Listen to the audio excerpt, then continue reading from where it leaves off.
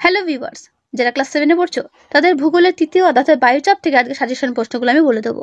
ঠিক আছে, তো চলো শুরু করছি আর ভালো করে প্রশ্নগুলো দেখে নাও, পরীক্ষা তো তোমাদের এর মধ্যেই আসবে। প্রথম প্রশ্ন, বায়ুচাপ মাপার যন্ত্রের নাম কি? ভেরি ভেরি ইম্পর্টেন্ট, উত্তর ব্যারোমিটার।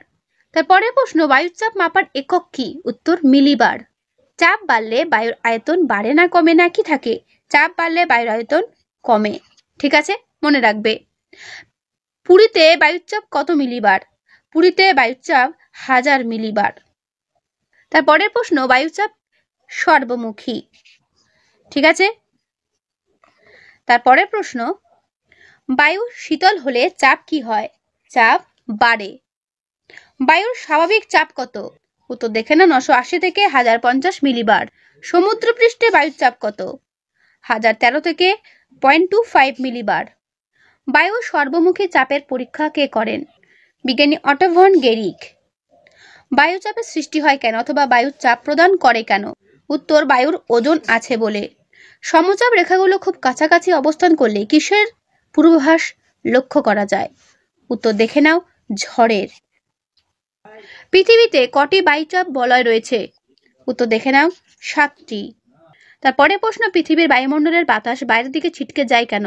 উত্তর পৃথিবীর আবর্তন গতির জন্য। মাউন্ট এভারেস্টে বায়ুচাপ কত? উত্তর 930 মিলিবার। কোন যন্ত্রের সাহায্যে উচ্চতা বৃদ্ধির সঙ্গে সঙ্গে বায়ুচাপের পরিবর্তন মাপা হয়? উত্তর দেখে নাও, অল্টিমিটার। প্রতি 1000 মিটার উচ্চতায় কত ডিগ্রি হারে তাপমাত্রা কমে যায়? উত্তর দেখে নাও, 6.4 ডিগ্রি সেলসিয়াস। বায়ুর উচ্চচাপ ও নিম্নচাপের মধ্যে পার্থক্য? ভেরি ভেরি ইম্পর্টেন্ট, ভালো করে দেখবে। ঠিক আছে, বায়ুচাপ থেকে আমি যে সমস্ত প্রশ্নগুলো দিচ্ছি এর বাইরে কোনো প্রশ্ন হবে না, দেখে নাও ভালো করে। টিকার জন্য করবে অশ্ব অক্ষাংশ, ভেরি ভেরি ইম্পর্টেন্ট। ঠিক আছে, আমি তোমাদের দেখিয়ে দিচ্ছি যাতে তোমাদের কোনো রকম কোনো অসুবিধা না হয়। টিকার জন্য করবে কোরিওলিস বল বলতে কি বোঝো? কোরিওলিস বল। ঠিক আছে, ভালো করে করবে। তোমাদের নিজেদের টেক্সট বুকও পেয়ে যাবে স্কুলের বইয়ে, সেখান থেকেও করতে পারো অথবা এখান থেকেও করতে পারো, শুধু প্রশ্নগুলো ভালো করে নোট করে রাখো। ফেরেলের সূত্র টিকার জন্য গুরুত্বপূর্ণ। ঠিক আছে, করবে। এটা 2 নম্বর কি 3 নম্বরের জন্য আসতে পারে। উচ্চচাপ কাকে বলে, নিম্নচাপ কাকে বলে? দুটো সংজ্ঞা ভালো করে করবে। বায়ু চাপ দেয় কেন? ভেরি ভেরি ইম্পর্টেন্ট প্রশ্ন, বায়ু কেন চাপ দেয়? তারপরের প্রশ্ন, বায়ুচাপ সবচেয়ে বেশি কোথায় হয়, কেন হয়?